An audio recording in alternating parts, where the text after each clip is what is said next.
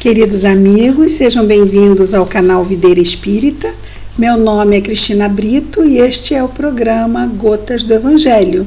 Aqui juntos vemos as mensagens do Espírito Emmanuel recebidas pela psicografia de Chico Xavier e que constam do livro Caminho, Verdade e Vida, publicado pela Federação Espírita Brasileira.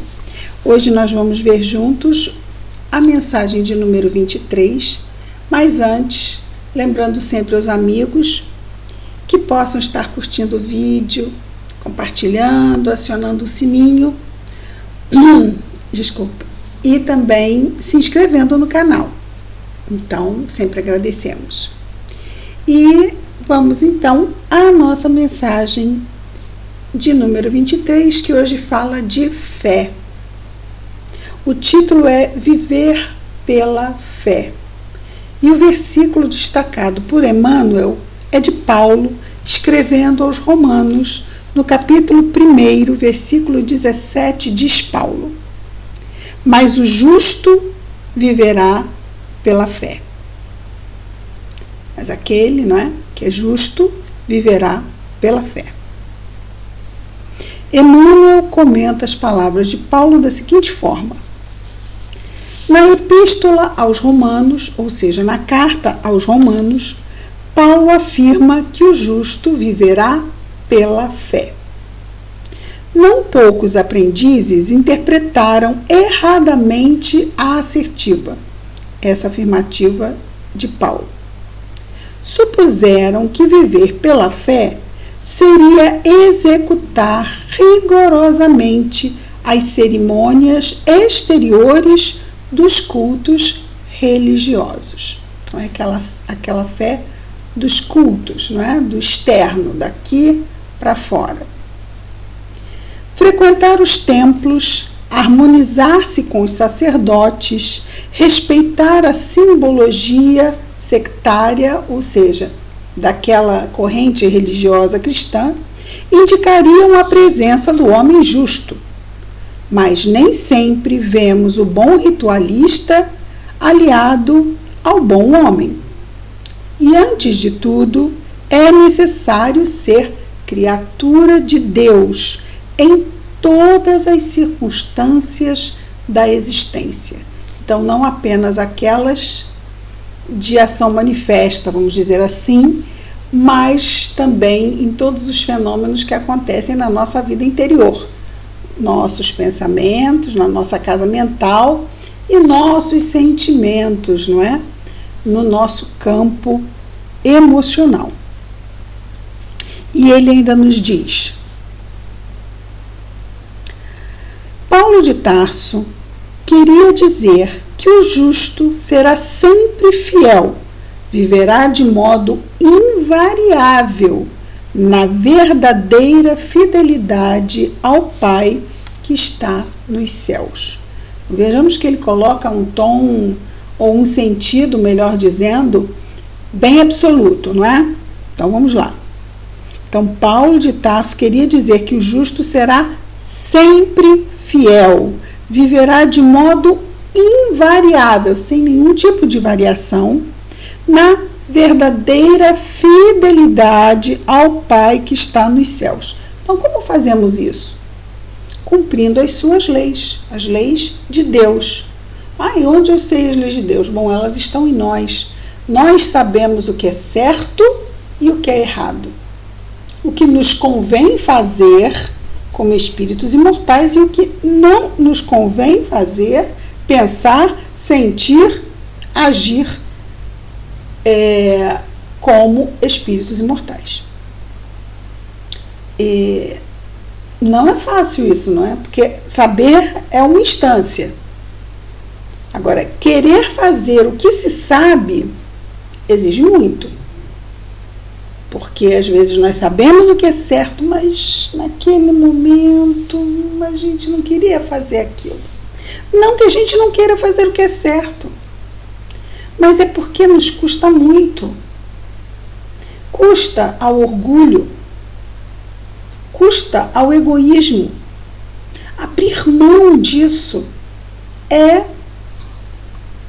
muito sacrificial muitas vezes. Por quê? Porque ainda somos os espíritos que ainda somos, com um grau de imperfeição que ainda temos. Mas é importante que nós nos observemos e nos possamos realmente ver de forma cristalina com a pequenez que ainda nos caracteriza, para que não nos imaginemos já num estágio que ainda não estamos nele.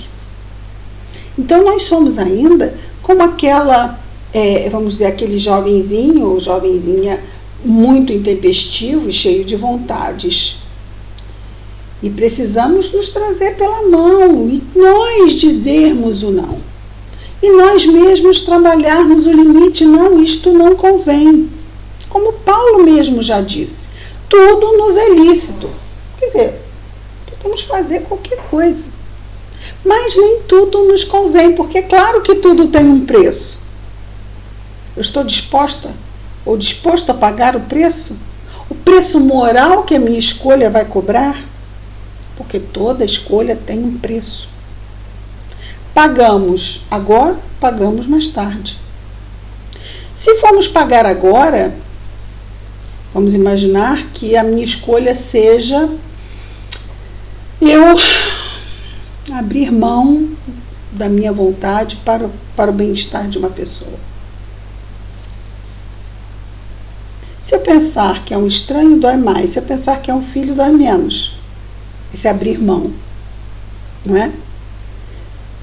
É um preço que eu vou pagar agora. Então eu não quero abrir mão disso. Não, eu vou pensar em mim. E é isso mesmo. Eu, primeiro eu, segundo eu, terceiro eu, e assim vai. Vou pagar lá na frente, pelo meu egoísmo.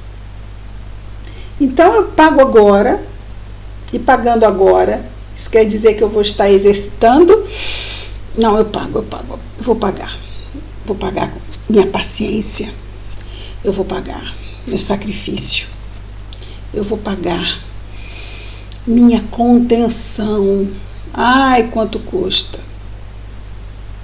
Ou pago depois, com expiações, que vão me trazer para aquele mesmo lugar, para que eu decida pagar agora como se deve, para podermos crescer com isso e levarmos o lucro para o futuro, lucro para sermos ricos em bem-aventuranças. E essas bem-aventuranças serão nossas advogadas de defesa. Elas vão abrir nossos caminhos. Mas para isso eu tenho que estar atento no exato momento, agora. Vamos pagar agora, com os recursos que já temos, para abrir mão do homem velho, para que ele possa ser substituído pelo homem novo, o bem-aventurado. E esse homem bem-aventurado, sim, sabemos, é um processo. Isso não vai se dar. Então nessa encarnação eu já vou sair bem-aventurado, vou deixar todas as viciações para trás, vou sair pleno de virtudes. Não.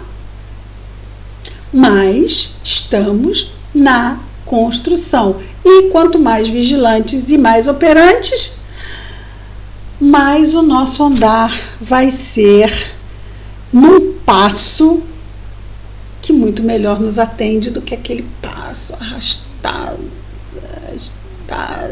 um pouquinho, um pouquinho, não, vamos andar num passinho melhor.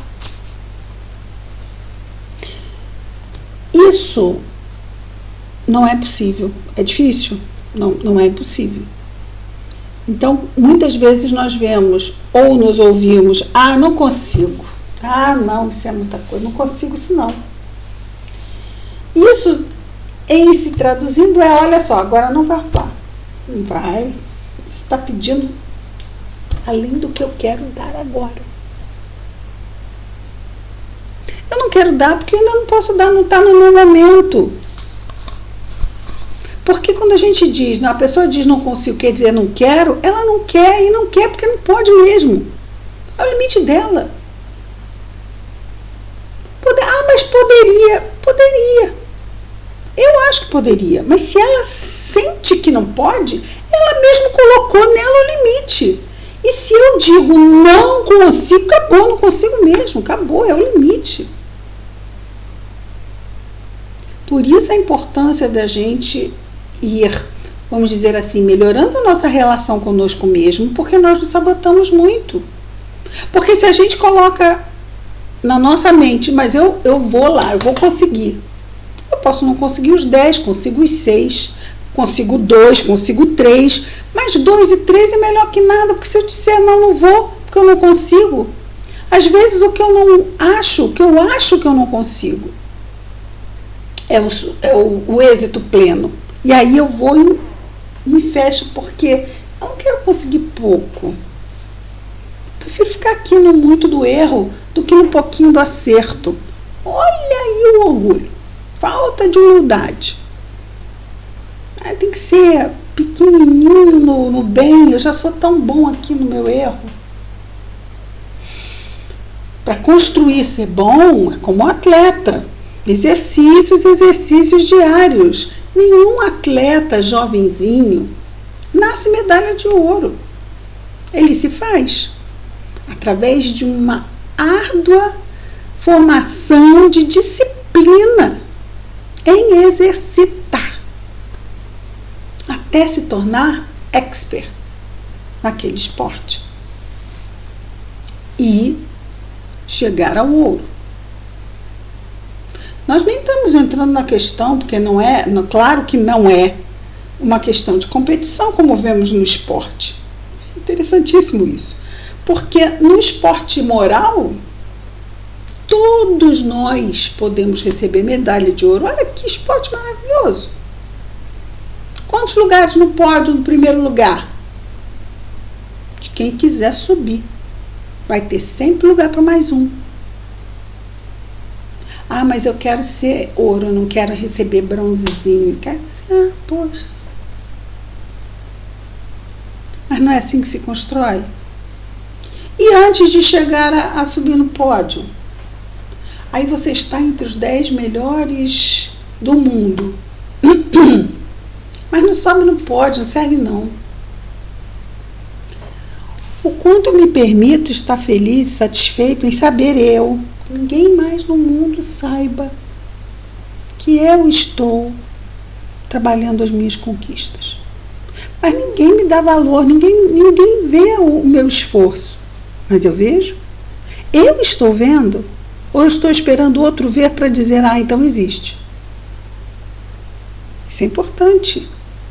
Eu preciso reconhecer os recursos que eu tenho e o valor que eu tenho. E não ficar esperando ninguém reconhecer, porque pode ser que ninguém reconheça.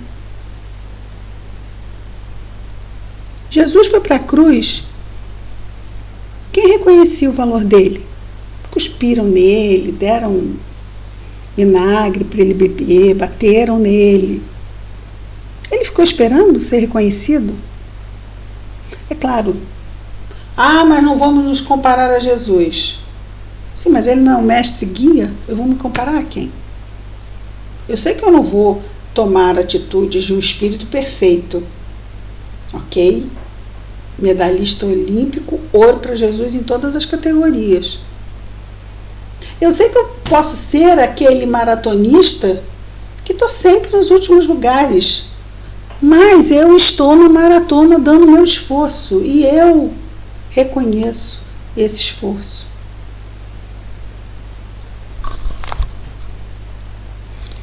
No esporte da vida, todos podemos ser bem-sucedidos. Mas, assim como no esporte, no mundo, ninguém vai correr pelas pernas do corredor. Então, o esportista, se diz a pessoa que faz o esporte, esportista, não é? O esportista, o atleta, obrigada. O atleta, ele vai se fazer pelo próprio esforço dele, não é porque alguém gosta dele, que acha ele legal, então ele vai ser medalha, não. Ou ele vai estar entre os 10, não. Tudo isso será decorrente do seu esforço. Mas Emmanuel continua. E já no último parágrafo. Os dias são ridentes e tranquilos?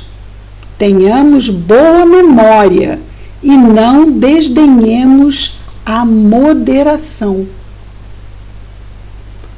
Vou repetir. Os dias são ridentes e tranquilos? Tenhamos boa memória e não desdenhemos a moderação. Por quê? Porque nós estamos na carne, encarnados no mundo de provas e expiações. Se estamos no momento de calmaria, vamos com calma. Quer dizer, sem trocadilho na calmaria e calma. Mas sabemos que esse momento vai passar, que esse momento ridente, tranquilo, é para que nos preparemos, não é? Para as tempestades que virão. Ah, mas você está rogando praga. Juro que não. Juro que não. Não é mundo de provas e expiações. Provas e expiações na calmaria. Provas e expiações são desafios que nos chegam. Ah, mas eu estou querendo ficar agora só deitado na rede e ficar aqui curtindo o mar. Se está encarnado, isso aí vai durar só um tempinho. Porque a gente fica doente, a gente tem coisas para resolver, pessoas adoecem, senão nós, pessoas partem para o mundo espiritual, situações difíceis vêm ao nosso encontro. Então, quer dizer, as provas e expiações, elas nos chegam de forma direta e indireta. E nós, que já vivemos um pouquinho, sabemos que é isso mesmo. Então, é isso que ele diz, para sermos moderados nestes momentos. Manda quem pode, obedece quem tem juízo. E aí ele diz, são escuros e tristes os dias? Esses dias escuros e tristes, esses são os dias de provação, né? Confiemos em Deus, sem cuja permissão a tempestade não desabaria. Então é interessante porque quando vêm os bons momentos, muitas vezes a gente lembra de agradecer a Deus. Ah, Senhor, obrigado por esses momentos maravilhosos. E quando vêm os maus momentos, a gente não agradece porque parece que não vem de Deus. Mas Deus não provê tudo. Provém a calmaria, provém a tempestade. E como bem diz Emmanuel, a tempestade só cai porque Deus permite que caia. E porque nós temos, então, se Ele permite que caia, condições de superar a tempestade. Olha como podemos, olha como temos condições. Mas é claro que a gente tem que ter usado moderação e estarmos preparados para a tempestade. Porque eu vou ignorar que tem tempestade, então eu não me preparo, e quando chega eu não estou preparado, a responsabilidade é de Deus? Não, né? Não. E ele continua dizendo, veio o abandono do mundo? O Pai jamais nos abandona. Chegaram as enfermidades, os desenganos, a ingratidão e a morte? Eles são todos bons amigos. Tempestades enviadas por Deus. Para quê? Para que, enfrentando essas provas, essas expiações, a gente cresça. Como na escola, a criança enfrenta a prova e sem a prova ela não passa para o ano seguinte. Então a prova é amiga dela, porque sem a prova ela ficaria eternamente naquela série, naquele ano escolar.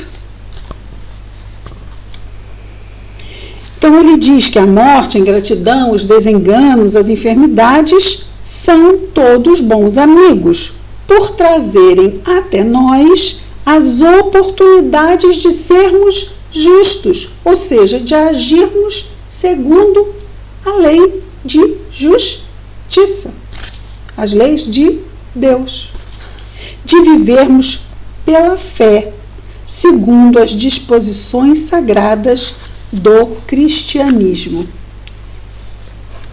Seguindo pela fé, Deus é Pai, Deus nos coloca no mundo e nos abençoa, e nos ampara, e nos protege, e nos ajuda não só nas calmarias, principalmente nas tempestades. Então, que a gente possa, nos nossos momentos de tempestade, que podem já estar acontecendo, podem ter acabado de acontecer ou podem estar se aproximando, mais uma vez, não é? Nos lembrarmos dessa paternidade de infinito amor, misericórdia, que está ao nosso lado para nos ajudar a superá-la. Não estamos sós.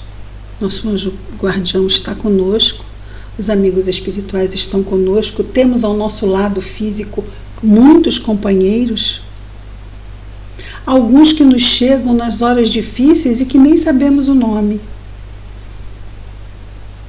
Aqueles sirineus que surgem do nada e ajudam-nos muitas vezes a carregar uma cruz num momento difícil e assim como chegam, partem e a gente nem sabe quem foi. Vamos orar e agradecer, até pelo que a gente não sabe, porque quantas pedras são tiradas do nosso caminho e a gente nem percebe que ali deveria ter uma pedra. Quantas bênçãos nos chegam e a gente nem se dá conta que fomos beneficiados. Muitas razões para orar e agradecer. Então, vamos orar, amigos. Querido Jesus, Mestre amado, obrigado, Senhor, pelas oportunidades, desafios, tempestades, calmarias, provas que surgem diariamente em nossas vidas. Muitas vezes, Senhor, podemos nos sentir despreparados. Ajuda-nos, Senhor, a percebermos que em nós está o preparo para o momento que passa. E se nos sentirmos frágeis, Senhor, que busquemos ajuda, que estendamos a mão, pois o Senhor também providenciará uma mão que se estenda até a nossa. Que não esmoreçamos, Senhor, e sabemos que podemos nos sentir frágeis ao ponto de desanimar ou fraquejar. Ajuda-nos então a nos lembrarmos da prece, a Te buscarmos, a Te clamarmos. Fala conosco, Senhor Jesus, no mais fundo do nosso coração. Ajuda-nos a Te ouvir, a acalmar a tempestade que muitas vezes bate dentro de nós. Quantas aflições e preocupações. Ajuda-nos, Senhor. Que a Tua paz, Jesus, que ainda não é a paz que nós imaginamos neste mundo, possa encontrar um espaço para um pequeno ninho nos nossos corações e entre os nossos corações, Senhor, hoje e sempre. Graças a Deus.